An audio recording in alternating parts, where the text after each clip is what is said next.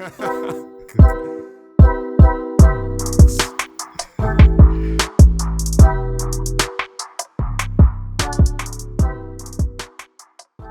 ain't gonna lie to you. I laugh when I see this. Let's just read through it just a little bit. Digicel, we have a robust cyber-secured network. Famous last words. Famous last word? I don't know, but Colin Greaves, head of public relations at Digicel, claimed the company has one of the most robust cybersecurity networks, saying it is the leading supplier of cybersecurity services in the world. His remark came after a truck pulled down the Digicel company's fiber optic cables on January 23rd, causing disruption to Digicel Plus and Digicel mobile services to South Central and... Wait there. You say, the first part where you can bring it back up. The first part where you said they have one of the most robust cybersecurity networks, and then he said it is the leading supplier of cybersecurity services in the world. That's a very, very, very bold statement to make, to say the least. All I say is, if I have $1 million, I am not going to stand up in front of Independence Square KFC and say I have $1 million. You are that is, you know how much men around the world that just sit down and be like, okay, who we are next. Yeah, challenge accepted. You know what I mean? Yeah, challenge accepted. Yep, challenge accepted.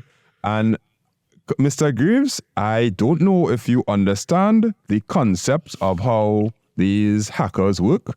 There are black hat hackers that hack for money, but then there are gray hat hackers who hack for fun. Yeah. And they just want to see what they can do. And by saying that, if I was a gray hat, I would have feel challenged. I ain't lying to you. Yeah. Like, do you feel, what do you feel is the motivation behind this? I don't know. I mean, all right. His title is PR, so I guess he, that's all he's thinking about. That's his focus. So you probably don't have that perspective of an IT person or a cybersecurity person to know that saying these type of things, it's not necessarily based in a lot of technical reality. Making bold claims like that, you almost sound like a politician, And I can see them IT men. IT men sitting down and just want to pelt something at their monitor, pelt something at the screen. And the man who work in network management saying, why? Like, they go into the manager and be like, yo, somebody talk to that guy. Watch this statement, Digicel has taken a proactive approach in its threat protection and mitigation management, and while attacks cannot be wholly prevented, in the event that a breach does occur, we promise full transparency in informing the relevant parties and providing guidance on steps to take to help safeguard personal data. Our ISO 27001 certification, the international standard focused on information security, is a testament to the industry-leading management systems and practices we have in place. That included annual mandatory staff security training and raising awareness about cybersecurity threats with its customers and the general public through training sessions and online content. Nobody, literally nobody, needs to know that you have cybersecurity training for your staff. Because I would say, right, if I were a gray hat hacker, which I am not, right? Yeah. I would say, oh, your staff trained? Let's see if I throw a phishing attack at everybody in customer service. Let me see what got one.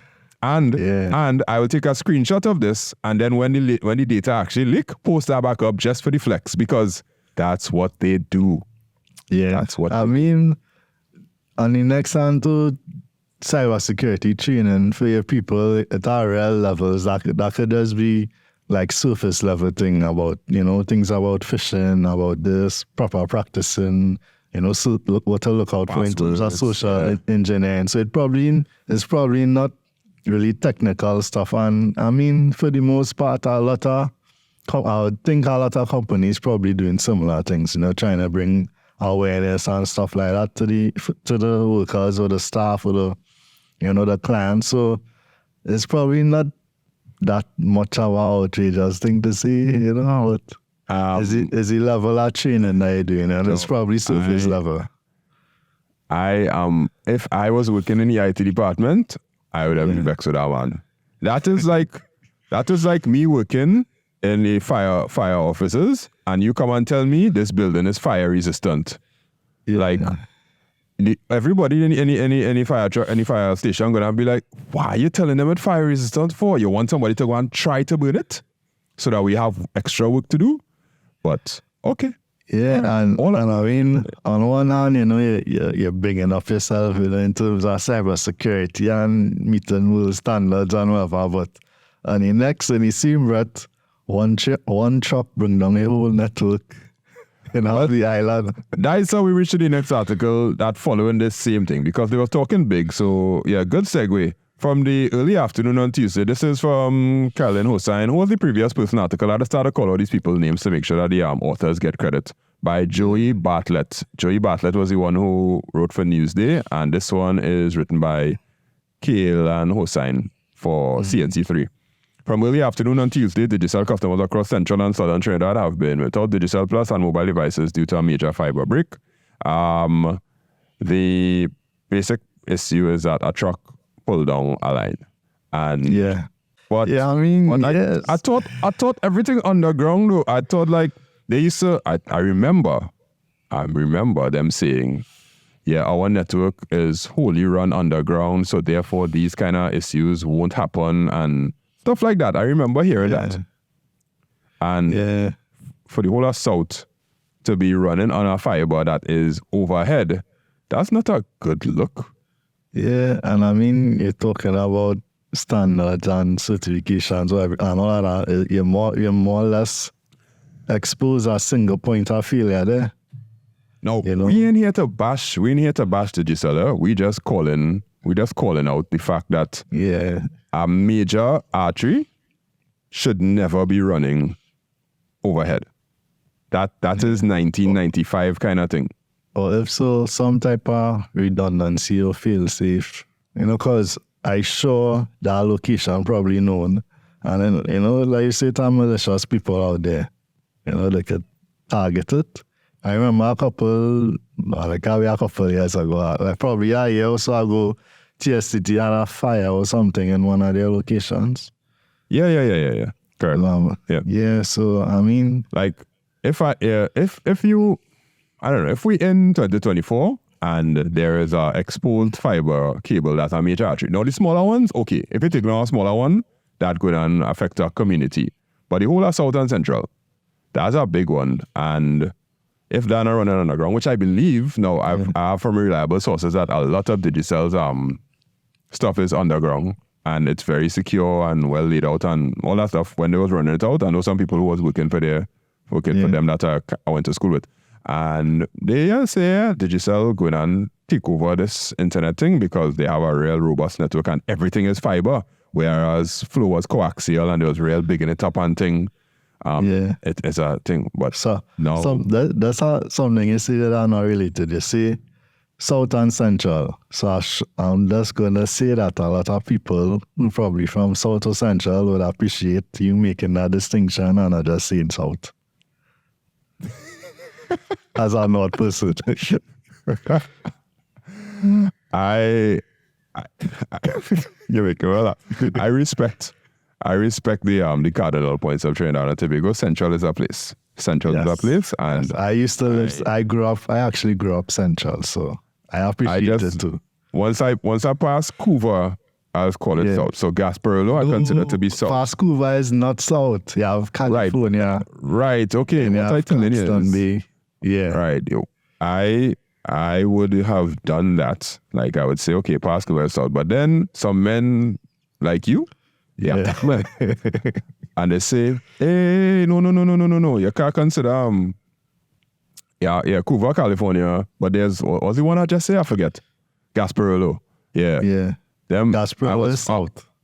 I was fighting the Gasparilla, and somebody was telling me Sando is South, Gasparilla is still on the outskirts of Central. And I was like, no.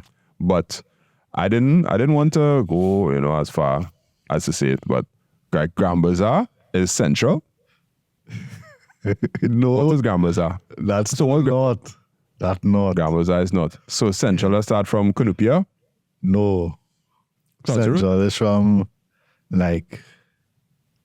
Carney, somewhere around Carney. Carney right on Can you write underneath Grand Bazaar? Okay. Nah, with Grand Bazaar, you had to pass Grand Bazaar a little bit, drive a little 5 minutes, then reach Central.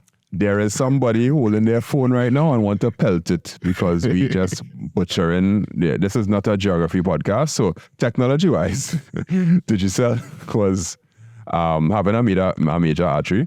I don't think that's as wise. So they probably have to do something with it. But if you're saying that you have a real big, robust network, you can't say you have a big, robust network and a truck could take it down. If a truck could take it down, that ain't robust. That is vulnerable. Vulnerable is the word I would use. Yeah. And I mean, the third one, at least they give the customers free data. I think they give them a 1-day plan or something. So yeah, 5 gigabytes or some kind of thing. So yeah, 1 day. Additionally, they have given prepaid and postpaid customers 5 gigabytes of free data until January 25th at 11:59 p.m. Postpaid talk and text customers receive 50. But what are the people who have the home stuff? Internet. I know the mic and TV. Like a rebate, a few dollars or something. I don't know. Well, if they do that, I'll read them. I'll read them if they do that, but I'm not convinced that they will. Have you ever tried to order something online using a Visa debit card, but you can't? Is shopping online something you always do already using a Skybox, but sometimes you need advice on knowing what to buy or what will work? I'm Mr. Charles from makeITsimpleTT, and we aim to make technologies that solve problems in a Caribbean context. So we created Order It. What is it, you ask? What is Order It? It's an app and a website that helps you order it in 2 ways. The first way is if you already order things online. You're familiar with using a Skybox, you're familiar with using a credit card, but sometimes you don't always have answers to certain questions, like which laptops will get a warranty in Trinidad, which phones will work on the Digicel network or the mobile network. So our app helps you order it. Every product that we list in the app, we will let you know the truth based on the experience of 20 years of ordering things online and using various Skyboxes in Trinidad and Tobago. So here are some of the questions that the app answers for you based on the products that we list. What are the taxes? Why does it cost so much when I actually get it? What is dimensional weight? All these questions and more, we answer in the app because we want to help you order it. All you have to do is simply pick from our list of recommended items that we know and trust because we've ordered it already. Follow through the payment process, we'll order it, and we can even have it delivered to you. So why don't you give it a try? Search for Order It by makeITsimpleTT in the App Store or the Google Play Store, or you can even go online to orderit.makeITsimpleTT.com and check and see if we could answer some of your questions and help you in the process of ordering